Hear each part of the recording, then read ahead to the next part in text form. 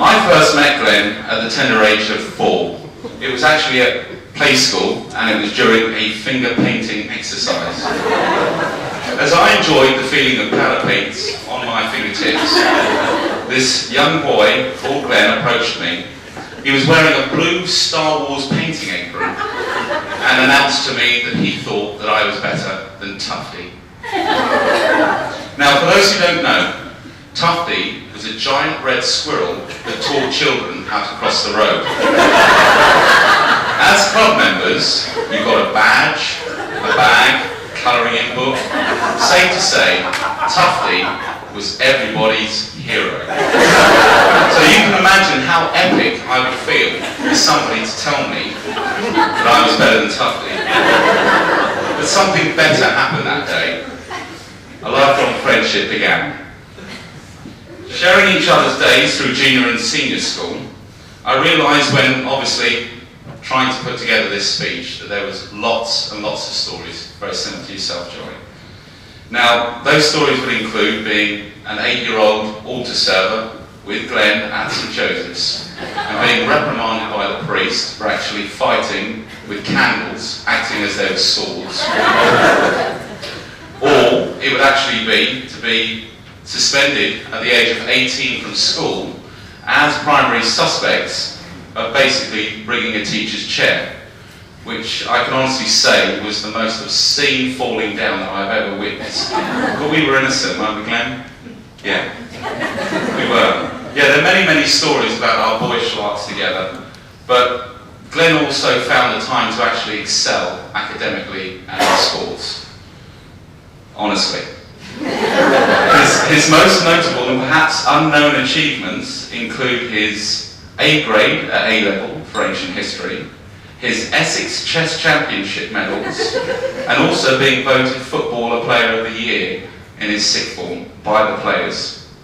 With his ability to attain such high levels of achievement, it still baffles me today why he went to Luton University.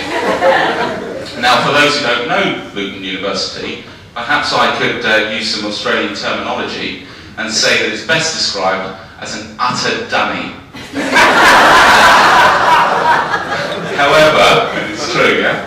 However, Luton still provided Glen with a degree so that he could get into media studies, so that he could quickly establish himself in the ruthless, cutthroat world of the London stock markets. He worked within credit control there in the top international banks such as Credit Lyonnais and Credit Suisse, and Glen was responsible for multi-million-dollar trades. In fact, at the weekend he used to have 2 phones, one direct line to New York and the other one to Hong Kong. No joke.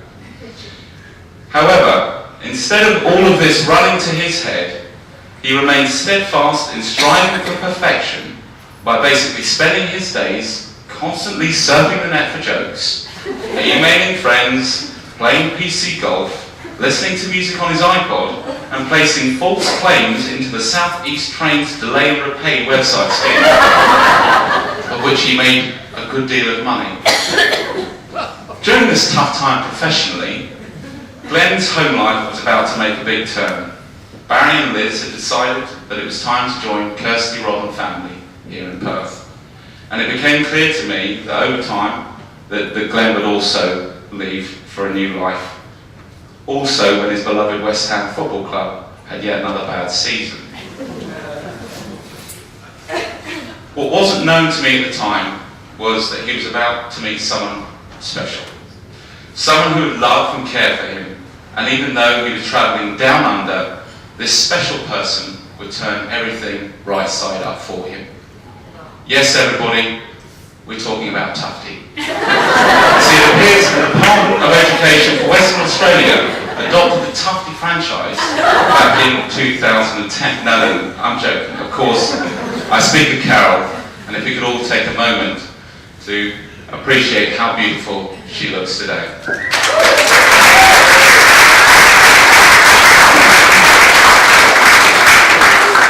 And also the bridesmaids.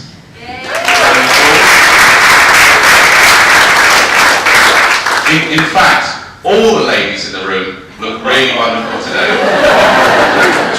Give yourself a clap.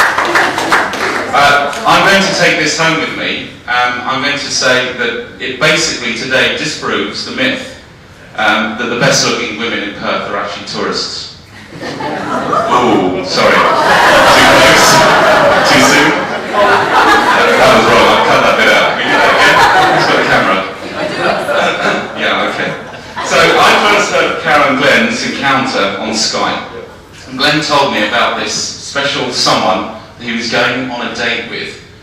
And he found this attractive young lady at work. After the early buds of romance blossomed, I actually met Carol through Skype. Now, there's a saying in Ireland that a friend's eye is a good mirror. And to be fair, this mirror was very worried. Here before me was a delightful looking woman with a cultivated artistic intellect accompanied by an effervescent personality that accentuated the screen. It was obvious Glen was punching above his own weight. Later on, and as a friend, I privately told him to up his game or never let us sober up, whatever might be. But, like the idiot that I am, I had nothing to worry about, because Carol was able to see so many of the good qualities that I had grown up with, and better still, she could actually complement these qualities with her wonderful own. Since then, we witnessed a beautiful couple already achieve and share so much together. Like Charlie was saying, they travelled the world, built a fabulous new home, and now have a loving family unit with the arrival of their angel Charlotte. They've also planned what has already been the perfect day today, and this demonstrates firsthand the effectiveness of their partnership. It's usually custom at this stage that the best man if married, he should deliver some words of wisdom on married life. But as far as I'm concerned, you're both doing exceptionally well without them. If forced, my only advice to you is simply keep doing more of whatever you're doing, because it's clearly a winning formula. Glen, our 33 years of friendship, an 18,000-mile round trip, and delays of 28 hours to get here, all pales into insignificance when I think of how proud and privileged I am to be here today and see the boy who became a man, the man who found the perfect girl, and the perfect girl who gave him a loving family and life. Ladies and gentlemen, please raise your glasses to the happy couple. There you go.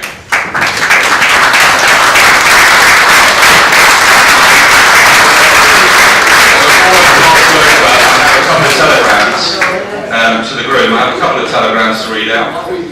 The first one is to Glen and Carol. You two are so cool together. Congratulations on your wedding. With lots of love and best wishes, Mike and Anne. Okay? And the final one I have here is Glen, sorry I couldn't be with you today. Keep smiling all the way. I will never forget our friendship that you now share with your perfect soulmate, Carol. And that's from Stanley from Morocco. That makes any sense.